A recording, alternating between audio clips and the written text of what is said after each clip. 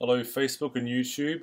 I'm doing a brief overview of my new MacBook 2015 15-inch. I got this about a year ago in 2020 because of the pandemic and the lockdowns and all that, because obviously everyone had been working from home, so there was a race for computers, and there's only so many to go around that have webcams and all the rest. So I got this one here from Gumtree, which is an Australian website. It's an Australian website for buying things online secondhand. I've a list here of points to go through on this video, so hopefully it won't take too long, because I tried this before and it was 15 minutes long and that's too long. So let's keep it a bit more concise, shall we? So anyway, back to the Gumtree. The thing is, though, if you buy things second hand, it really is a buyer's market, because everyone's trying to sell everyone's trying to sell their old junk, And this, of course, is a 6-year-old PC or MacBook, whatever you want to call it, and I got it from a guy in Sydney. He was a nerd too, so he took care of it, and it is in pristine condition. There's no dents, there's no damage, everything works great. So I do recommend looking around online. There's eBay, there's Gumtree here, there's other sites too probably. If you buy things second hand, it really does pay to look around. Okay, so next point. The specs. This is 15-inch. It's a mid 2015. 2.5 gigahertz base speed for the i7, which turbos up to like 3 something. I'm not sure exactly. We have 16 gigs of RAM, DDR3. Graphics. This one has 2 graphics options. We have the AMD Radeon, which has 2 gigs of video RAM. We have Intel, the Intel one, which has 1.5 gigs of video RAM. So basically, the idea is that you have the Iris, the Intel Iris, for things like browsing the web processing, videos, just doing basic stuff that you do every day that don't demand a great deal of power in terms of graphics. Whereas AMD Radeon, you have for like games, of course, Photoshop or video work, that sort of thing. And I'll give you. Oh yeah, and also a good point I like to make is that if you look at the cycle counts of the battery, if you buy things second hand, it's very important to check out the cycle counts, because you want one that has a low cycle count. That the cycle is the cycle. That means how many times. That means how many times the battery has been used up and cycled through a charge cycle, I guess. And mine's gone through 123 times. Now I'm pretty sure that my MacBook can do up to 1,000, or I think new ones can do even more for some reason. So 123 is quite low for a cycle count for a battery, and the reason why it's so low for a 6-year-old,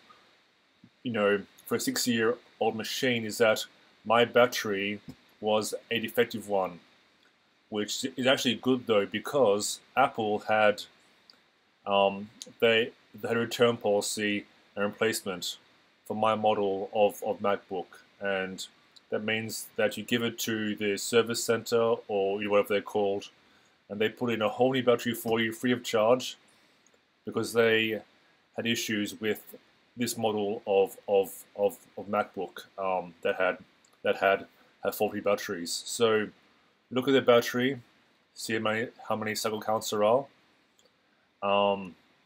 full display. It's 15-inch, 0.4, I guess.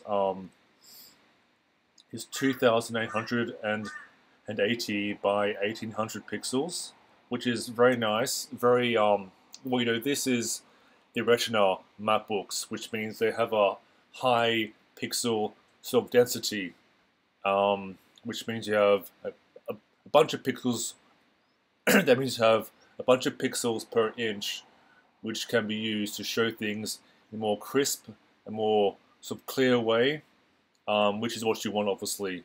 And there's scaling options in macOS and these days Windows 2 and Linux, which they allow you to change how it's composed. If you want to have more space, or if you want to have bigger text, if you can't see very well, because of course I'm blind, so hence I wear the glasses, because I'm blind as hell. I'm very short-sighted, but wearing glasses obviously helps me a lot, so I'm good with that.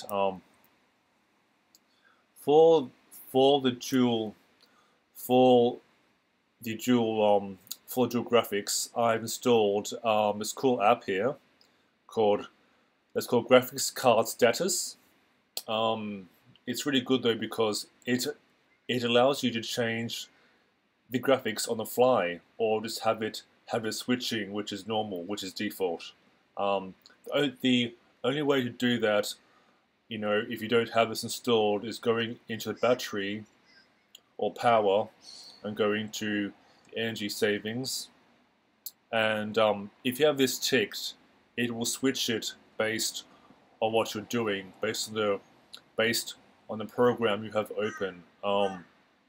As same thing how I said before. If you have a program that is more demanding on graphics, it will change to the Radeon, which is discrete. If you don't, of course, if you aren't, it defaults back onto the Intel, which is very good for battery savings. So battery lasts longer if you are plugged in. If you aren't plugged in, I have a speech impediment, by the way. I have a speech impediment, a stutter, so I might not pronounce things properly or leave sounds out, which I have noticed from doing these recordings. So anyway, you have the screen, the specs, the ports. Now this one actually has ports, which is great, because newer ones don't have ports at all. It's garbage. This one has two USBs. It has HDMI port to plug into a monitor or a TV. It has an SD card reader, very useful for a digital camera, which is great. And it has two Thunderbolt ports, which is good for, I think, displays too, and for the external hard drives. And also it has a headphone jack for your headphones. So it has all the points you want. It has all the ports you want. Whereas these days they just have like two USB-Cs. Like, I don't know what the hell they're thinking, Apple, but this one too has the good keyboard. This has the scissor switch keyboard, whereas the newer ones have butterfly switch keyboards, which have a high failure rate and are no good. They get a speck of dust in them, they break, they're no good. 32-bit support. Now, this is the thing you see. Recently, you see Apple has dropped support for 32-bit supports. Sorry, they have dropped support for 32-bit software. That's in Catalina and in Big Sur, which are the newer versions of macOS. Mine is on Mojave, which is one before Catalina, which is the last one that does have support for 32-bit software. So, for example, I have an old version of Microsoft Office here, 2008.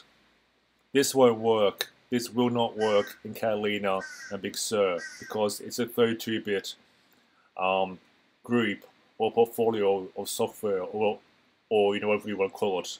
All these programs won't work in Big Sur and Catalina because they are 32-bit based, and they just are not supported.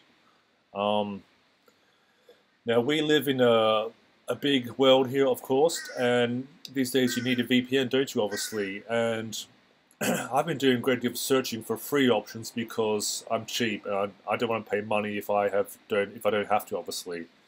And so Windscribe is a great option for me because it gives you 10 gigs per month for free, and that's great.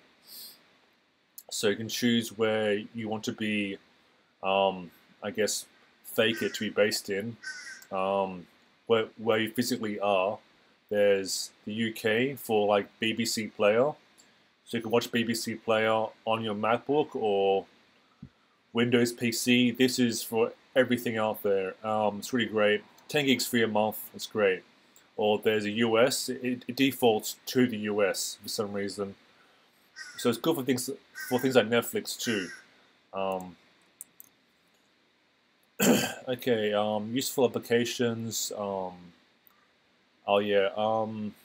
I also have this too. This is menu meters, which is it's an indicator that tells you how hot your CPU is, which is very useful though because you want to know how hot it is, because if it gets too hot, the components will degrade over time.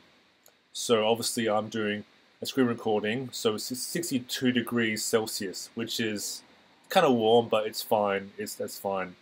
These can go up to 90 or above, and they're fine. But having a cooler, of course, is better. In fact, you see, Apple, how they do it though is that the fan curve, that means how fast the fan ramps up, is really bad in the MacBooks because they prioritize quietness over coolness. So obviously, if you have the fan going full speed, it's loud. The fan's going now, which you might be able to hear. I don't know. It's the fan is going a bit, and this temperature will go up to quite high until it kicks in full bore, like up to 90 or above, till it kicks in the whole way. And upgradability. So these days, you can't upgrade MacBooks. Everything's soldered onto the board, onto the motherboard. They say logic board, same thing. The RAM soldered on, can't upgrade that. Hard drive soldered on, everything soldered on. You can't change anything. So if you have a bit break, if you have anything break, you need to go to Apple and hope they fix it for you because you can't fix it yourself. And I bought this one here because of the ports and the keyboard and everything, and everything is just like what you want. You see, this is what you want. You want ports. You want a good keyboard, don't you? So that's why I got this one, because after 2015, everything was soldered on. You can't upgrade anything. This one you can upgrade the SSD, which is the M.2 SSDs, which are like a big chip. Of course, this is Apple, so it is proprietary. So you need ones that fit in it. I'm going to go through some more things here. So this is the model here. It's a dual graphics from everymac.com. It tells you all about it there. Mine has 512 gigs for the hard drive. Says all about it there. So this is the SSD I was thinking of getting at some point. I was thinking of getting this one. 360, which is a good deal for a terabyte. This is the OWC brand. They're known to be quite good and very compatible. But the thing is, though, you have to upgrade to Catalina first for a firmware upgrade, because it needs that for these SSDs to work properly. Otherwise, they won't be detected and you can't use them. So I've upgraded to Catalina in the past to try it out, and I didn't want it because I heard of the 32-bit support being dropped and all that stuff, and it has issues on the older hardware. I've heard that it does increase the boot time, for example. And Big Sur is more of the same but worse, because that's the birds outside chirping. Sorry. Big Sur has, it's bug Sur. Okay, it's lots of bugs. It's no good. Lots of inconsistencies in design. Things do not align properly, as well as just bugs. I've read, Google it yourself. Okay, it's no good. One other thing is if you go onto iFixit, there's lots of guides.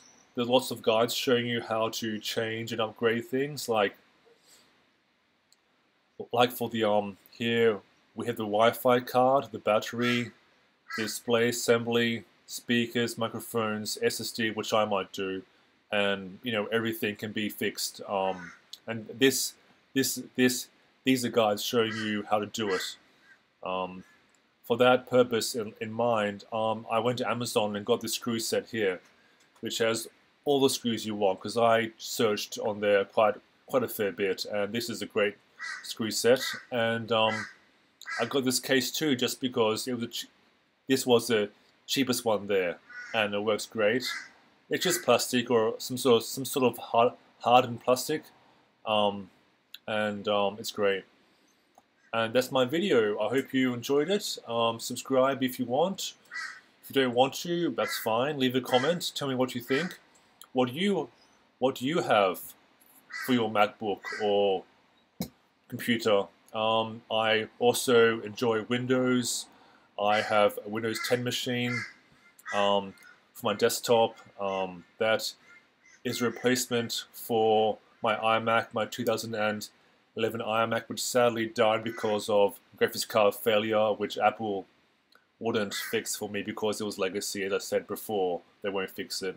Yeah, I have a Dell branded desktop, which is a gaming machine. I'm also a big fan of Linux. I like Manjaro, which is my favorite. I've used several distros, as they say, of Linux, like they have Ubuntu, which is very popular. They have Linux Mint and all the rest. Anyway, have a good day, and I'll see you later.